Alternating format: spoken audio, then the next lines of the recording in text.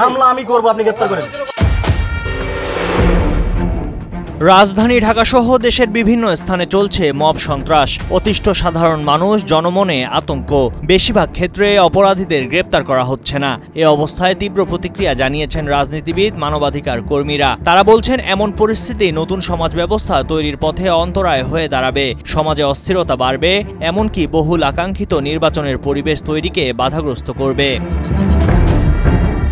চলমান মব পরিস্থিতি নিয়ে বিএনপির স্থায়ী কমিটির সদস্য ইকবাল হাসান মাহমুদ টুকু কালের কণ্ঠকে বলেন, মব সন্ত্রাস কোনো সভ্য সমাজে গ্রহণযোগ্য নয়। অপরাধের বিচার হবে আদালতে, রাস্তায় নয়।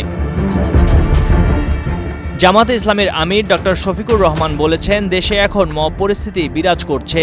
এই অবস্থায় সুষ্ঠু নির্বাচন সম্ভব নয়।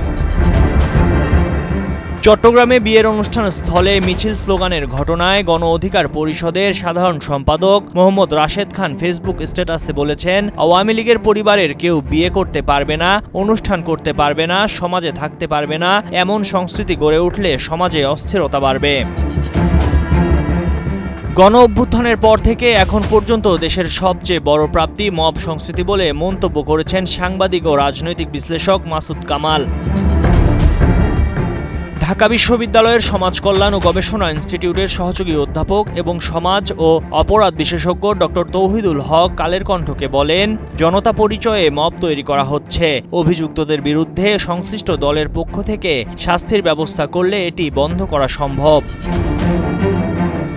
ময়ূখ ইসলাম, কালের কণ্ঠ।